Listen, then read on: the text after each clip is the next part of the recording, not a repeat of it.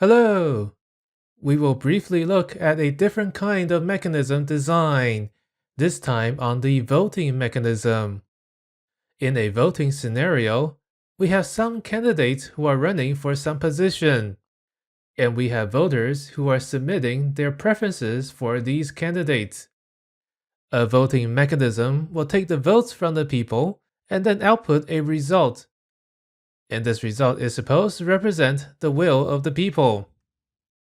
But does it always do that?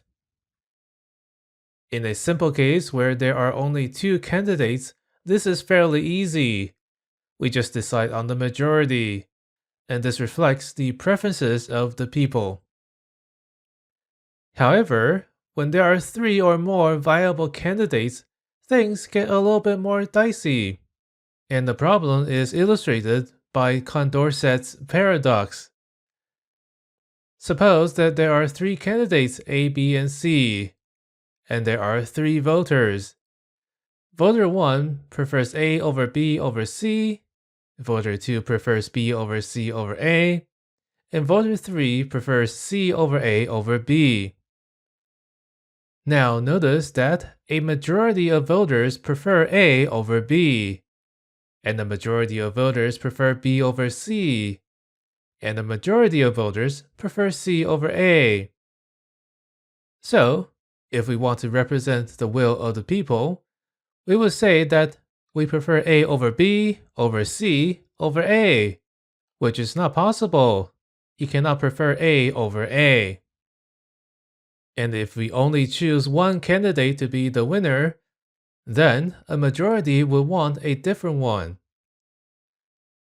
So this leads to a scenario that often comes up during Canadian elections, and that is the idea of strategic voting. A voter may be incentivized to not vote for their preferred candidate. For example, suppose candidates A and B are frontrunners and more prefer A over B. A group of voters actually prefer C, who has no chance of winning. But they would rather B win than A, so they vote for B instead of C.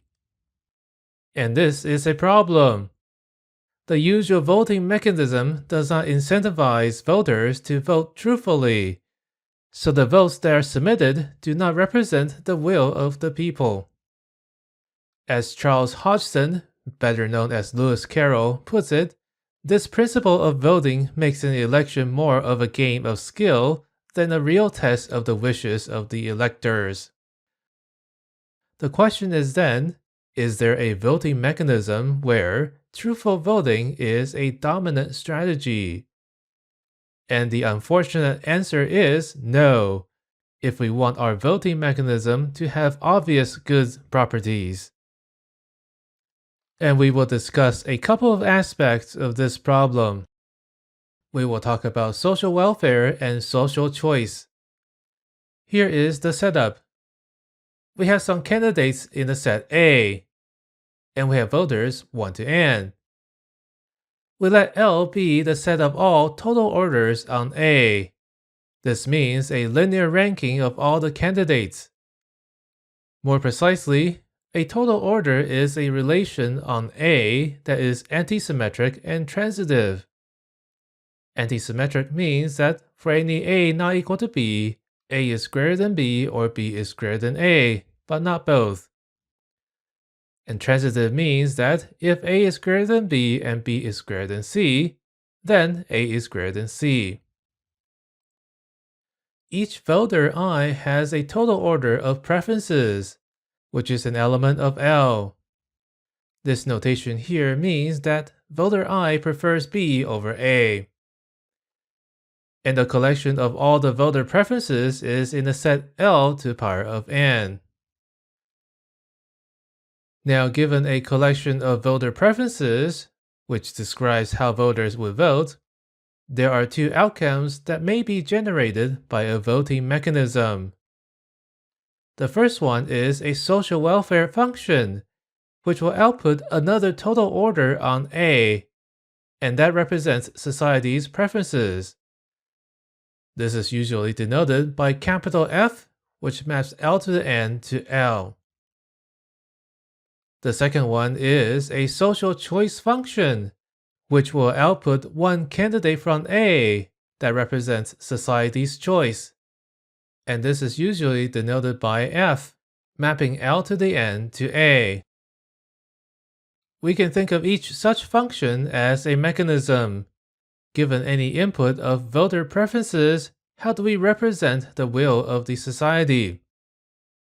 A social welfare function is more applicable in situations where we want to rank things. For example, we might have a panel of judges who are trying to come up with the best movies of 1980s. They have to combine individual judges' preferences into one list of overall rankings. A social choice function is more like our current election system, where we choose one winner to represent the society. We will focus on the social welfare function for now. There are two obviously good properties that we want in a social welfare function. We let f be an arbitrary social welfare function, and we have some voter preferences, and suppose f maps these preferences to a certain ordering. The first good property we want is unanimity. This means that if every voter prefers A over B, then the society also prefers A over B. Using notations, if B is less than A for all I, then B is less than A for F. So this seems like an obvious thing to have when representing a society's preferences. Our second good property is a little bit more complicated. It's called the independence of irrelevant alternatives, or IIA. It means that the society's preference between two candidates should only depend on the individual voters' preferences of these two candidates and not on the others. In notation form, suppose we had two voter preferences, and F will output two different orderings. Independence of irrelevant alternatives means that for any two candidates A and B, suppose this condition holds for all voters I. This means that the relative ranks of A and B does not change between the two preferences of the same voter. Each voter either prefers A over B in both, or prefers B over A in both. It implies this condition, which means that the relative rank of A and B for F does not change from one voter preference to the other. Here is a slightly flawed illustration of IIA. Suppose you can choose between studying game theory and cryptography. Of course, you would choose game theory. Now suppose you have an additional option of studying Galois theory, and suddenly you decided to study cryptography instead. Now this doesn't make sense because the introduction of this third option here should not affect your preferences for the first two options. So this should not happen. And this is the kind of situation that IIA is trying to prevent. Now that we have two good properties, here is one really bad property, and that is dictatorship. This means that the society's preferences completely agree with one particular voter's preferences in all possible cases. So for all voter preferences in Ln, the output of F will be exactly the same as the voter I's preferences. Obviously, dictatorship is not good, as only one voter's opinion counts and the rest don't matter. So now, is it possible to have a social welfare function with all the good properties and avoid the bad property? When there are at least 3 candidates, the answer is no. And that is Arrow's impossibility theorem. Every social welfare function over a set of at least 3 candidates that satisfies unanimity and IIA is a dictatorship.